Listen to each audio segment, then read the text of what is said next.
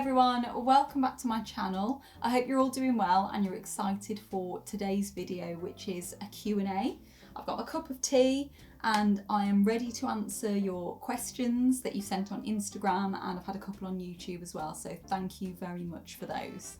I thought it'd be nice just to do a sit-down Q&A video because since I started my channel, I've uploaded lots of music videos and a couple of tutorials and I think a couple of vlogs when we were able to go out and actually do things. But I've not done a sit-down chatty video, so I thought it'd be nice actually for you to just get to know me a bit more. So I really appreciate the questions you've sent in and I'm excited to answer them. If you're new here, please don't forget to subscribe to the channel for music videos, vintage tutorials and some vlogs as well when we're allowed back out into the real world to perform. So let's get into some questions. Thank you once again for sending these in. I really appreciate it because obviously it's allowed me to make this video for you. One of the first questions that was asked, and it's a nice straightforward one, is where do you get your costumes from? I'm in love. So thank you so much for that. I get my vintage clothes from a select few companies where I know the quality is really good and also that the styles flatter my shape and that I feel good in the clothes as well. So for 1940s attire, it's generally the Seamstress of Bloomsbury. They're a wonderful, wonderful company with 1940s inspired clothing. I have a really good relationship with them and I've never not loved a piece. Does that make sense? I've never not loved a piece that I've had from them. I've loved absolutely everything in all different prints, all different styles of dresses, blouses, trousers, siren suits, skirts, cardigans. This is a Seamstress of Bloomsbury cardigan, lovely embellished cardigan. Cable knit slipovers. They've got all sorts of different things, all 1940s inspired, based on original 1940s garments and patterns. And they also have a select few things for men as well. So if you're looking for 1940s inspired clothing, I would 100% recommend the Seamstress of Bloomsbury. I love them, everything about them. I'd have every piece if I could. And for 1950s, it'd be 100% Vivian of Holloway. The dresses are stunning, lovely full circle skirts, beautiful fabric, beautiful colours. They look absolutely stunning on stage. They've also got lovely high-waisted trousers with turn-ups. They've got, sounded like turnips, with turn-ups. They've got lovely cardigans. They've got sort of off the shoulder tops, bangles, hats, bags, all different things there as well. So I know the quality is really good there too. The sizing is really good because it's vintage sizing, and so the waists are really cinched in, which is brilliant for me. I find it really hard to get clothes where the waists are nice and tight and I have to have lots of things altered. So Vivian of Holloway is perfect for that if you've got that sort of vintage shape. Okay, so next question is, how does your hair stay in place? Well, it doesn't always, and I kind of made the mistake, depending on how you look at it, of getting a fringe. I think it was in December. Well, I've gradually cut it shorter and shorter, and in December I decided to go the whole hog, so I have a fringe about this short now. So before it was relatively easy to keep my hair in place, but now it is more difficult. Lots and lots of hairspray required, obviously. I use a concoction of VO5, Elnet, and then there's another L'Oreal hairspray which it honestly smells like glue. It's not very nice at all, but it does hold the hair in place. So there's a hairspray and obviously backcombing. If I didn't backcomb this hair, it just would not stay at all. But to be honest, this is a bit precarious today. So I'm glad I'm not sort of going out in the wind and the elements because I don't know how it would hold up. And then my curls, because my hair has got so long again through the pandemic, it really is long now. The curls aren't staying as they used to, so I'm going to have to look at either getting it cut, which would be a shame, or potentially using hair nets or something like that, because obviously straight hair is not really a vintage thing, so I've got to keep the curls somehow, so I'm going to look into that. But yeah, top tips, backcombing and hairspray. It really is that straightforward. If you don't want to backcomb, you can buy sort of sponge rolls cut them in half, and then you can just pop them under your existing hair, because I know some people don't have as much hair as other people, or it's very fine, so you don't want to ruin it with back combing over and over again. So you can just pop these sponge rolls sort of on top of your head, cover over with your hair, pin them in place, and then spread the hair so it covers any sponge, and then that is an alternative. Someone's asked, would you put your songs onto Spotify in the future? So yes, I absolutely would, but I'm going to be totally honest, considering I'm quite a technical person and I generally know quite a lot about all that, I don't know how to get my songs on Spotify. So I have friends who have got their songs on Spotify, so perhaps I could ask them to help me out, because yeah, it would be good. I am hopefully, I know I've been saying it for months now, but hopefully releasing my solo CD at some point in the next few months. The issue for me is track listing, because I know I can only have sort of 12 tracks on there, and there's just so many good songs. I find it really hard to actually just come up with a definitive track list. The actual recording of the CD, the artwork, everything like that is easy. In fact, the artwork is ready to go, completely ready to go, apart from the track listing. So I've just got to you know, sort of solidify that, and then I will get the CDs done, and then the CDs will be available for sale, and also hopefully the album will be on Spotify as well. So fingers crossed in the next few months. I want to get it sorted soon, because obviously from the end of May I can get back to performing, and it's just not going to happen, is it? So I've got a couple of months to get it sorted, and yeah, that is my mission. So this is an interesting one.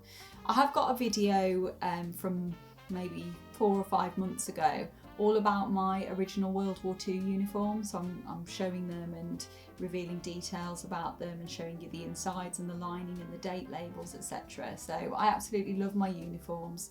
I love everything about the women's military during World War II. I find it really fascinating. I love that women were pulled in. I love all the women's recruitment posters, and I love how much of an impact they made during World War II. So the question is, based on the uniform alone, which auxiliary service do you think you'd have chosen to join? And that is such a hard question, to be honest, because I do honestly love all the uniforms. They're all nice to wear in different ways. With the WAF uniform, the ATS and the NFS uniform that I've got, they're all pretty similar. So there are 4 buttons down, and they've got a belt as well. They're pretty much exactly the same, just different colours and different badges and things like that. So that's sort of the iconic wartime military look for the women. But the naval uniform is a double-breasted jacket. And what I do love about the naval uniform is that the buttons, you don't need to polish them, whereas with the ATS and WAF uniforms, they're brass, so you do have to polish them, which is a really mucky job. You do want the uniform to look good, obviously, so it's not that much of a hardship, but I do love with the naval uniform, they're just black. I can't remember exactly what they're made of. I feel like it might be horn. I'm going to check. So if I've got that wrong, it's embarrassing. Is horn a material? Oh, I'm really confused. Horn buttons. There we go. Horn buttons are exactly that. Buttons made out of animal horn. So there we go. They're made of horn. Yeah, I might put a picture in here. But I love that it's so simple and so different. The Wren's uniform and the hat as well is very different. But I don't know, it's not as striking as the other ones. I'm really making this into a long-winded question. The answer is, I don't really know. I suppose if we're going to base it on which one looks the best on me, I think the ATS uniform. I think the ATS uniform suits me the most, and my colouring, etc. So I think, yeah, we're going to decide. And also it's the one the Queen wore, of course, or Princess Elizabeth as she was then. So we'll go with the ATS uniform. There we go. Decision made. The next question is quite a big one. What inspired you to become a performer? And there was also a question asked on YouTube that was very similar to this about how to get started in a job like this. So I'll combine the two. But I've got to be honest and just say that I completely fell into this job. performing, vintage singing, etc. was never on the agenda for me. In fact, when I left secondary school, although I loved music, I wanted to do straight acting, like Shakespeare, classical stuff. Music was never on the agenda. I did music tech A level, which was amazing, and I learned so much from that. I'm actually filming this in my studio at home, so this is where I do all of my audio recording and my video editing, etc. And what I learned doing music tech has helped me absolutely no end, so thank goodness I did that. But as I said, I wanted to go into straight acting, so I ended up having a couple of years where I wasn't going to uni. I was going to audition for drama schools and things. But then I kind of just didn't know what I wanted to do. All my friends kind of were very set on what they wanted to do, and I just didn't know. So I just had some sort of temporary jobs and was trying to figure out what I was going to do with my life. And I was asked out of the blue by people I didn't really know to be in a vintage singing group. They'd heard me singing on karaoke basically with their friend. They invited me to be a part of this group, and it really took off. We did a lot of events, birthday parties, weddings, things like that, and then we got asked to do a 1940s event. But the lady who booked us for it, Sarah, I'm sure she won't mind me saying her name, said people are very picky at the 40s event. You've got to be very respectful, you can't wear certain things, you've got to sing music from the period, you can't sort of deviate from that, or you will sort of get ripped apart type thing. And I don't know, that didn't really scare me. So we did our first 40s event and I just absolutely loved it. So really it kind of went from there. I started doing solo performing, then I started the Bluebird Bells in 2015, and in our first year we were booked at some of the biggest 40s events in the country, some of the biggest air shows as well, which was just amazing. I feel so lucky that that happened. So when you say what inspired me to become a performer, if I go right back, I used to be taken to sort of ballets and theatre shows and pantomimes by family and family friends, and perhaps that really sort of planted the seed for me. But going through school, I enjoyed singing, I enjoyed performing, and I absolutely loved writing plays for myself and my friends to perform, and family. That's quite bossy. No, we don't say bossy, we say leadership. I was good at leadership and directing. So yeah, I always found it very hard though to perform as myself. I always liked to be a character. So one particular incident that sticks out that I think people would find extremely hard to believe now is I was offered when I was 9 or 10, last year of primary school, the solo in Once in Royal David City at the Christmas church carol concert. So, you know, you sing the whole first verse by yourself. I was chosen for that and I was so excited and so happy, and I ended up turning it down because I felt worried, nervous about what could happen. I'm going to trip over, I'm going to hit a wrong note or something like that. And so it was given to another girl. And I remember watching her, because I was in the choir, watching her walk down the church aisle, holding the candle, singing, and thinking like, that should have been me. I was chosen to do that. I'm just feeling really frustrated, really, that I didn't have the confidence to do it. And I think confidence was actually quite a big issue for me growing up. And then I put my own concert on in my last year of school for Help for Heroes. And I sang at that, and that was the first time in a long time that I'd sung, not as a character, not in a theatre show or a musical. It was me just singing by myself, and I absolutely loved it. And so I sort of got a lot of confidence from that. And now, looking back, I just find it so hard to believe, because now performing for me is just second nature. I don't have any issues at all. Obviously, if it's a big gig, you do have you do get like butterflies and whatnot, but it's more excitement than nerves or thinking like, oh, what if I do this or what if I do that. I've really deviated from the original question here, but let's summarise.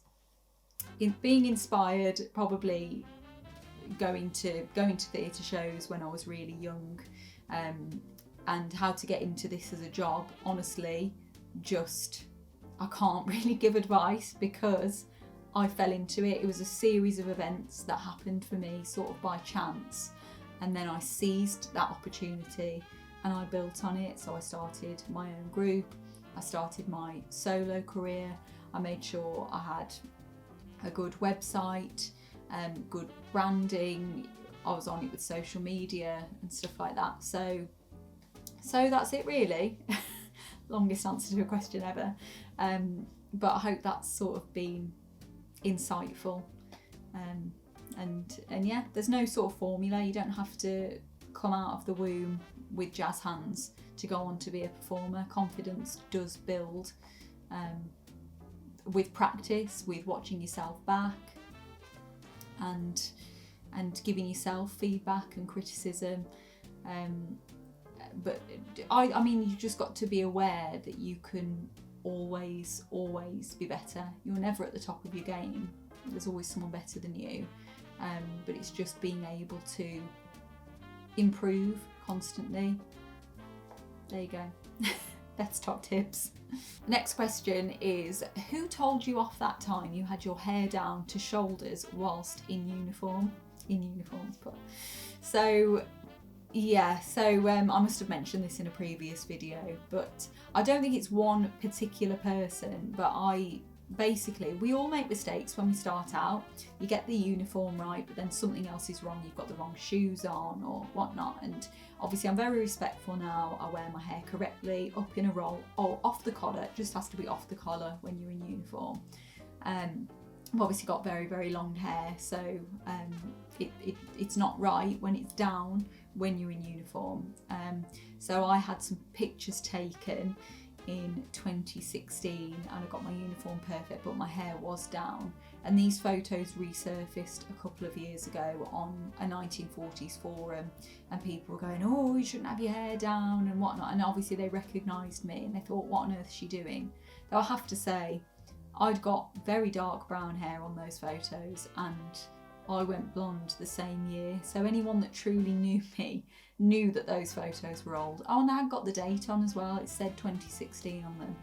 But people going, oh no, you shouldn't have your hair down, this is a cheesecake look, whatever that means. And so obviously I just went back and said, these are old photos, I'm very sorry, this is me now, this is me getting it right. And people were really apologetic and they said, it's brilliant that you've sorted it out and you've listened to feedback and stuff. So I think it's really important, if someone gives you feedback and it's delivered in a nice way, then obviously you take it on board. There are some people who are quite rude and they comment and they say, well, you're wearing your bag on the wrong side. And the fact is, things weren't as set in stone as some people believe. So if they've seen one picture where a gas mask bag is being worn a certain way, then they believe that is the only way that bag was worn, and that's not necessarily true. There's photographs of people wearing them on one side, there's pictures of people having them slung over their shoulders, there's pictures of people without their hats on, with their hats on. I can go on and on and on, but basically some people are quite rude in the way they deliver their feedback and critique, and so it's not obviously taken very nicely then. I just think it is, for me, it's a profession. I don't want to be attacked at work.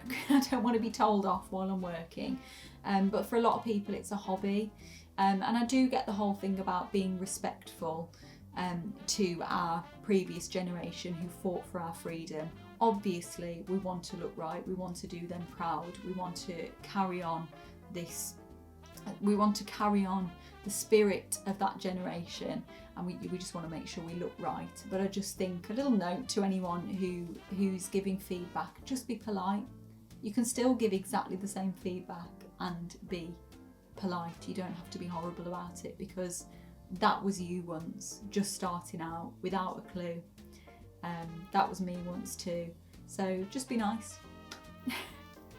The next question is, what is your proudest moment on stage? And to be honest, I'm gonna have to have a think about that one because I've done a lot of gigs. Okay, I'm actually gonna have to think about this. Bear with me.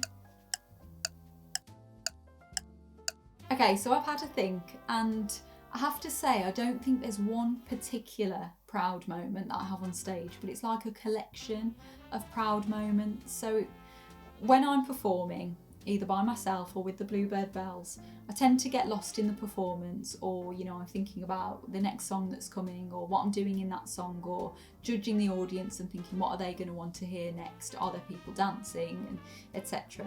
But every so often I'll just have a little moment where I think, oh my word, I am so happy. I am so privileged, and I am so proud of my little business that I've created from scratch, from completely nothing. Going from not knowing what I wanted to do when I left school to doing this and having a successful business. Obviously, the pandemic has kind of put a stop to that, or not a stop, but just a temporary break. But I've made this business and I absolutely love what I do. So whenever I have one of those moments, I'm so proud, and it's just like my heart swells basically. I'm also incredibly proud of the two girls that I sing with in the Bluebird Bells, Jimmy and Abby. Abby's come such a long way since our very first performance, when she was nervous, but she won't mind me saying that, and she's really blossomed as a performer. She's done so well, so I'm extremely proud of her. And also Jimmy, who had done lots and lots of performing in the past, but she joined at a really difficult time when sadly we just lost our previous band member. She's still alive. She was not very well, so she had to leave. She's okay now.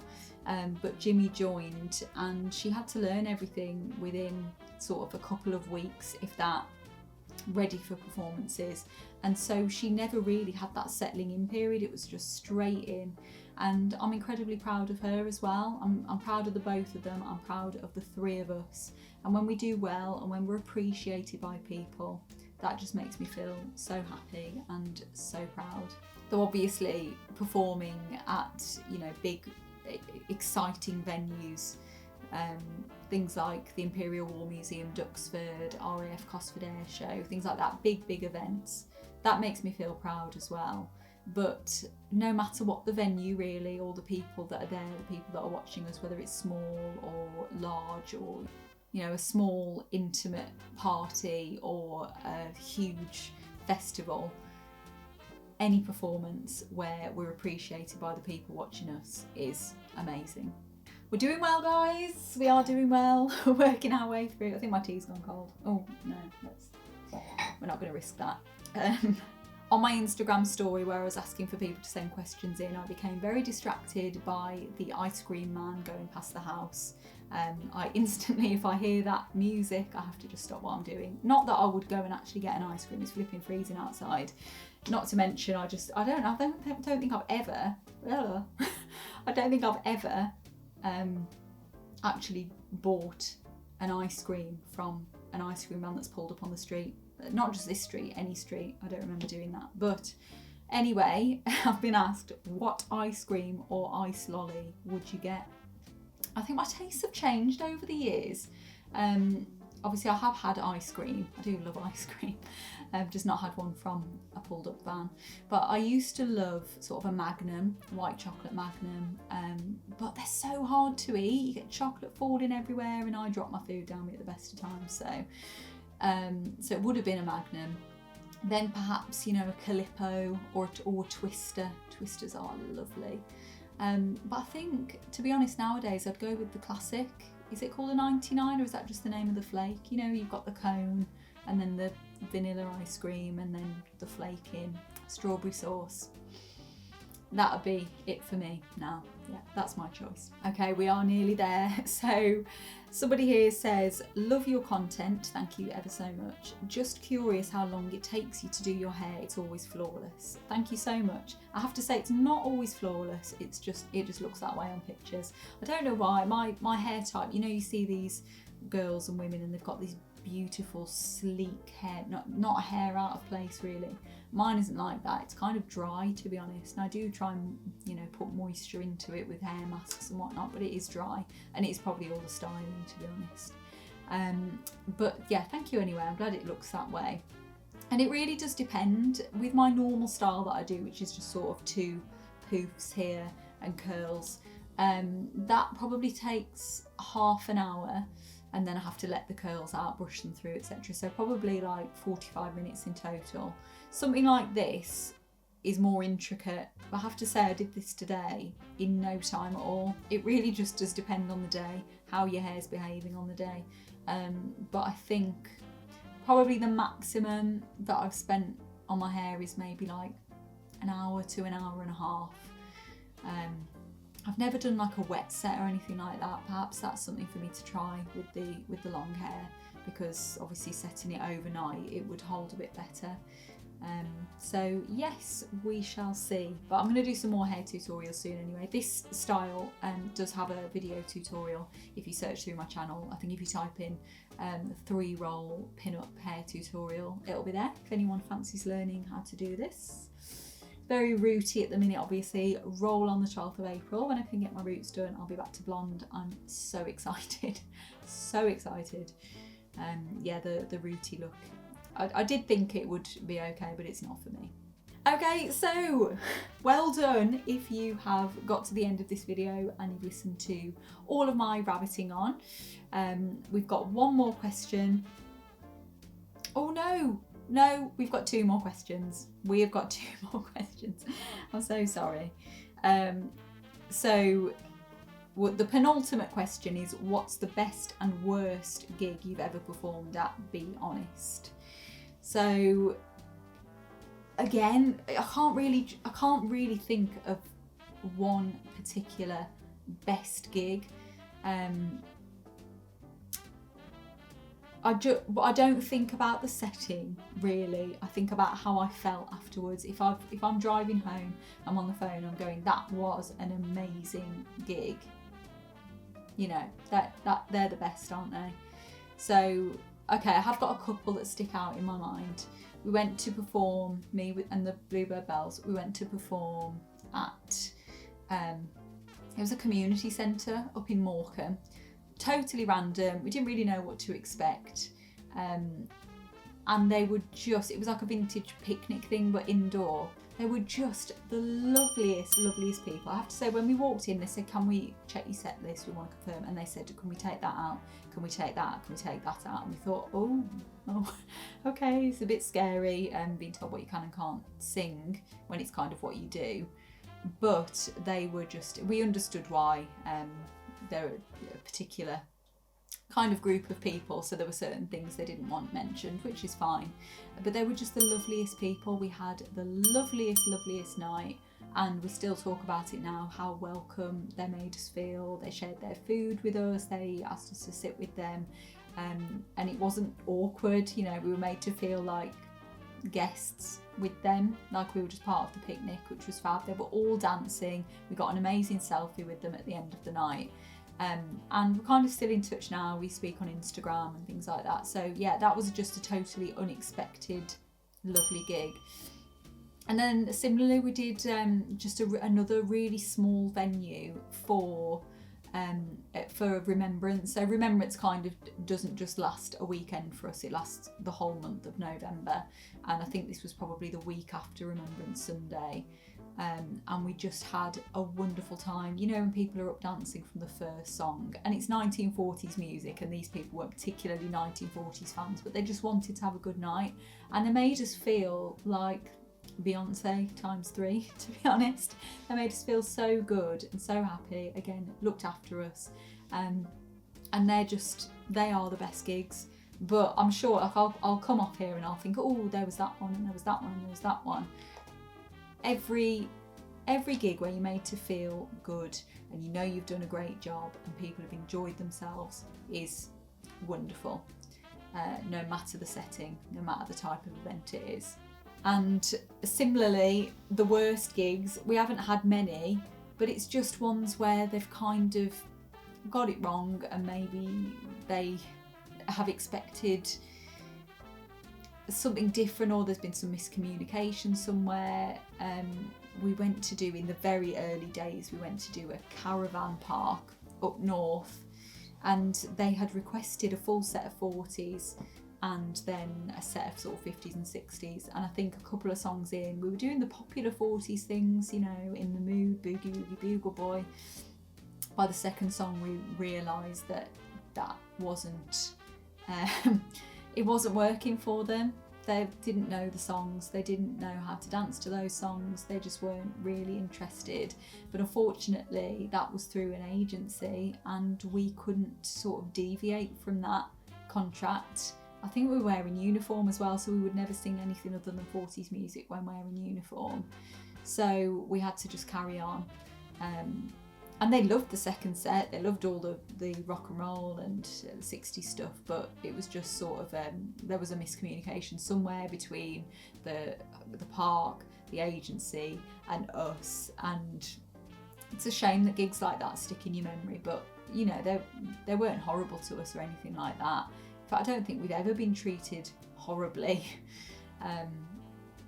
but there were just some gigs where you think, that probably wasn't the right choice for them, because we're niche at the end of the day. We are a vintage act and we go down well pretty much wherever we go, but on certain occasions it's just not for everybody, is it?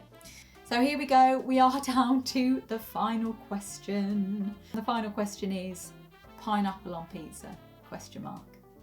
Absolutely yes. I have to say I don't eat it very often, pineapple on pizza, but when I do, it's a treat. I'm not against that at all. So thank you everybody, thank you for tuning in, thank you for staying with me, or you know, maybe you've skimmed through to get to the juicy questions. Were there any juicy questions? I'm not sure, but yeah, thank you so much for watching. I hope you've enjoyed it.